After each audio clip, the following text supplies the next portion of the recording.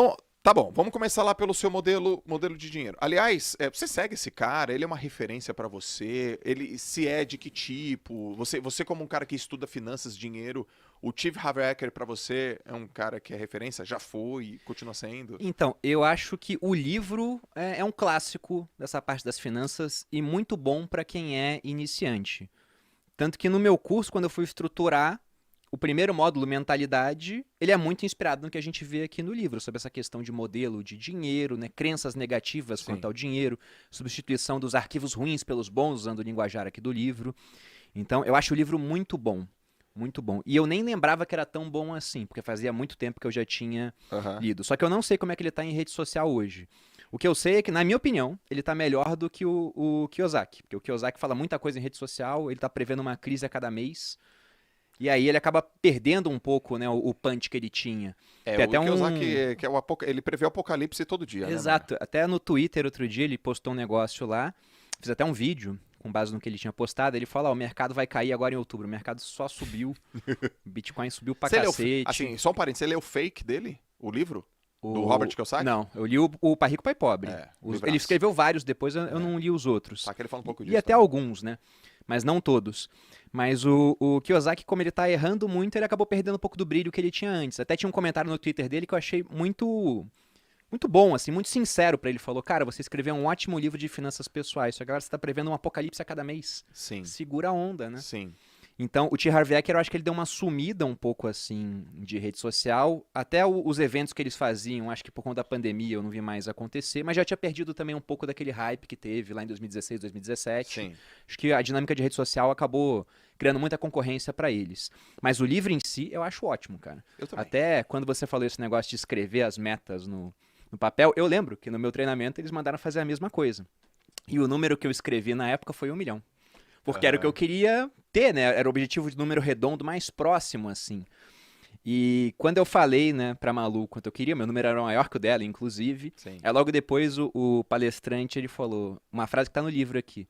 Se um carvalho de 30 metros tivesse a mente de um ser humano, ele cresceria apenas 3 metros. É verdade. Porque ele ia pensar: ah, não, já tá bom com 3 metros, nunca iria até 30. Eles começaram a falar: você tem que crescer o máximo que você puder crescer.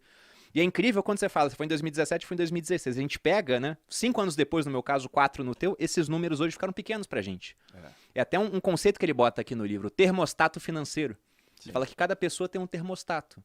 Então você pega o Jorge Paulo Lemann, o termostato dele está alinhado para bilhões. Sim. Se esse cara, de repente, ele perdesse tudo e ficasse só com 50 milhões, ele ia julgar um fracasso total. Sim. Sendo que, para muita gente, 50 milhões é um negócio que é levar o termostato de 0 para 100. Sim.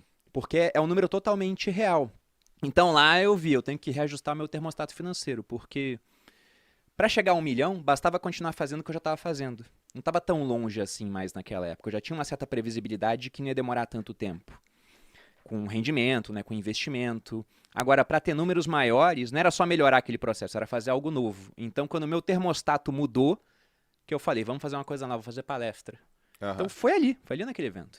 Então, cara, pra você foi um livro barra evento de mudança, de transformação, de... Cara, esticou tua mente mesmo. Foi. O Mudança de livro, mindset.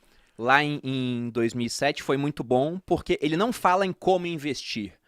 Mas ele já te dá uma sugestão de orçamento, já fala que você tem que investir. Tem um arquivo de riqueza onde ele diz que os ricos administram bem o dinheiro, Sim. as pessoas de mentalidade pobre não, que os ricos colocam dinheiro para trabalhar duro para eles, enquanto a pessoa de mentalidade Sim. pobre trabalha duro pelo dinheiro. Então aquilo mexeu com a minha cabeça. Eu falei: tô no caminho certo. Certo. E em 2016 foi uma outra chave que mudou, que foi: olha, só de poupar parte do salário e fazer coisinhas pequenas não vai dar certo. Precisamos de alguma coisa maior, de uma big Sim. idea. Aí Sim. veio a questão das palestras. Porra, animal, cara. Muito bom. Ó, ele começa lá falando, por exemplo, sei lá, modelo de dinheiro, que é como que você viu a vida, as experiências que você teve na sua infância, as palavras que você fala, as palavras que você ouviu dos seus pais, dos familiares e assim por diante. E aí, ele fala dos 4 quadrantes, que é o seu corpo físico, o seu corpo cognitivo, emocional e espiritual. E ele dá meio que uma formulazinha, né? Que é assim, ó, pensamento gera sentimento, sentimento gera atitude, atitude gera resultado. É muito claro isso no treinamento. Ele começa o livro também falando assim, ó. Não sei se você lembra dessa parte. No dia que você entrar no restaurante, pedir uma comida e não olhar o preço, você tá no caminho certo. Cara, eu usei isso. Ele até proíbe pedir frango nesse dia. É Que é mais verdade, é barato o verdade. frango. É verdade. Eu usei isso. Eu morava na Praia Grande. Eu e a Lalas. Era 2017. E aí tinha uma casa de comida italiana, massa. Eu bebi. Não, então eu já não bebia. Então foi antes, cara. Não, então eu já não lembro mais. Já não bebia. Eu parei de beber em 2016. Mas acho que foi 2017, porque foi quando eu li o livro e tal, 16 para 17. E eu lembro que a gente foi no restaurante e eu falei, vamos pedir. E não olha quanto custa. E eu não lembro quanto a gente pagou, porque já que eu não olhei o preço, também não lembro quanto eu paguei. E ali eu percebi que eu estava no caminho certo. Ele começa o livro falando assim, né? Então, o que você pensa gera o teu sentimento gera as tuas atitudes, e as tuas atitudes geram o teu resultado. Comenta um pouco sobre isso aí. É bem interessante essa parte do livro nesse começo, né? Inclusive essa fórmula, pensamentos, sentimentos, atitudes, ações terminando em resultado, é muito usado hoje em dia, todo mundo fala disso. Sim. E eu não sei quem foi o primeiro, mas eu vi esse conceito primeiro, foi com o T. Harv Eker. E ele fala que tudo começa no pensamento. Até quando você fez o post para divulgar o podcast, você falou, as coisas vão acontecer duas vezes, a primeira na cabeça e depois no mundo real. E de fato, e ele fala que muita gente tem resultados ruins com o dinheiro porque tem pensamentos e crenças nocivas quanto ao dinheiro. E ele fala que grande parte dessas crenças, elas foram estabelecidas através de três coisas. Uma programação verbal, então aquilo que você ouvia as pessoas falando sobre dinheiro, e raramente você tem contato com pessoas ricas que entendem o jogo do dinheiro. Geralmente você tem contato com o pessoal que está ali na classe média ou mais baixo do que isso, então geralmente o pessoal usa o dinheiro, aprendeu a usar, mas nunca estudou direito sobre como ele funciona. Então não costumam ser opiniões muito positivas. Além disso, você tem os exemplos, que é o segundo ponto. E qual que é o exemplo tradicional? Principalmente aqui no Brasil. Saiu uma estatística do Conselho Nacional do Comércio, CNC, ou Confederação Nacional do Comércio, não lembro agora direito.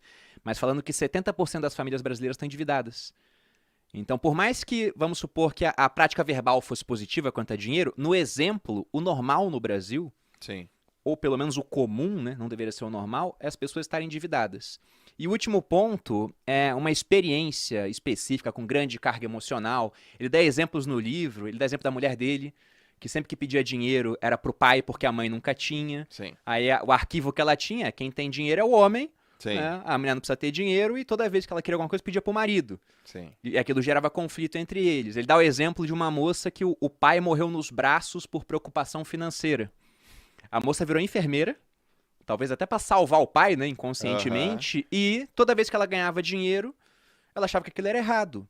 E ele fala que esse é o ponto. Se você tem uma crença negativa quanto a dinheiro, se você acha que acumular patrimônio não é bom, você vai dar um jeito, né, os seus pensamentos vão levar a sentimentos nocivos, a ações ruins, e o resultado vai ser você desperdiçar o dinheiro até que só sobre na sua mão aquela quantia que você julga ser adequada. Se você acha que é imoral ter milhões, você nunca vai ter milhões. Se por acidente a vida te der alguns milhões, o cara ganha na Mega Sena, ele tende a gastar tudo até que só sobre o dinheiro que ele julga adequado. Sim. E é o que acontece mesmo. Historicamente, você pega pessoas que ganharam na loteria, a maioria, em 5 anos, está de volta à situação inicial. Sendo que às vezes é dinheiro que você pensa assim, meu Deus, é tanto dinheiro, como é que o cara consegue gastar? Sim. Eu lembro que uma vez, tem tempo já, mas saiu na Record, uma entrevista com um cara que ganhou um prêmio da loteria gigantesco, antes do Plano Real também. E o cara, ele gastou tudo. Uma parte a inflação pegou, né? Inflação muito grande naquela época, mas ele contando a história dele, ele saía e pagava a conta pra todo mundo no restaurante. Ele não lavava roupa. Ele comprava roupa, sujava e jogava fora. O carro dava um problema, só tinha que trocar óleo aos 10 mil. Ele andava até os 30, o óleo virava uma graxa, fundiu o motor. Ah, tá bom, deixa o carro aí. Então o cara, ele desperdiçou tanto dinheiro que no final ele ficou sem nada. E aí perguntaram pra ele, qual é o seu arrependimento? Ele falou, não ter comprado uma casa pra minha mãe. Eu falei, meu Deus, o cara ganhou um prêmio gigantesco, não comprou um imóvel pra família dele. Caracas. Então é esse o ponto, né? Ele fala, se você não tem crenças alinhadas, você nunca vai conseguir acumular patrimônio. E aí ele fala pra você identificar esse teu modelo de dinheiro. Porque esse seu modelo não é seu. Ele só foi passado pra você. Então o ponto é que você não é uma gravação, que ele diz. Você é o gravador. Se essa gravação não tá boa, você deleta e grava uma nova. Perfeito. E aí o que ele tenta fazer é colocar os arquivos bons no lugar dos arquivos ruins. Perfeito exemplo. Ô Bruno, cara, assim, outro parênteses que eu vou abrir aqui. Lá no teu Instagram, nas tuas mídias, você recebe perguntas, comentários de tipo assim, porra, Bruno, tu só fala de dinheiro? Não. Existe isso? Existe um cara, pô, você não vai falar tudo pra você é dinheiro, ou você só fala de dinheiro, ou nem tudo é dinheiro. Existe essas coisas? Esse Então, tipo de o comentário? só fala de dinheiro não. Até porque lá o assunto no Instagram, principalmente, fica mais amplo. No YouTube é muito dinheiro, né? É sempre focado em finanças. No Tá. Instagram a gente acaba falando de mais coisas. Então, não. Mas o que sempre aparece é: dinheiro é muito importante, de fato? Dinheiro traz felicidade, né? Sim. Você não acha que amor é mais importante que dinheiro, né? Ou saúde? Ele coloca isso aqui, uma coisa. Pode-se fazer duas coisas ao mesmo tempo, né? Não Exato. confunde as coisas. Ele fala, até o livro está marcado nessa parte. É uma fala, um princípio de riqueza, né? Porque eles têm os arquivos mentais e dentro dos arquivos da explicação tem certos princípios. E tem uma hora que ele fala isso, é um arquivo onde ele diz: as pessoas ricas acreditam que podem ter ambas as coisas. A Aham. pessoa de mentalidade pobre, e ele sempre bota mentalidade pobre. Porque às vezes você hoje não tem dinheiro, você se julga pobre, mas a tua cabeça não é de pobre. Você tá com os arquivos mentais corretos. Então, daqui Boa. a 5 anos, tua situação tá muito diferente. Boa. Agora tem o cara que tá com dinheiro hoje, mas a mentalidade dele ainda é de pobre. Sim. Daqui a 5 anos você vai ter que trocar de lugar com ele, né? O cara com mentalidade boa cresce, o outro decresce. É a questão do termostato que ele fala financeiro. Mas o que ele diz é: quem tem mentalidade pobre julga que ou é uma coisa ou outra.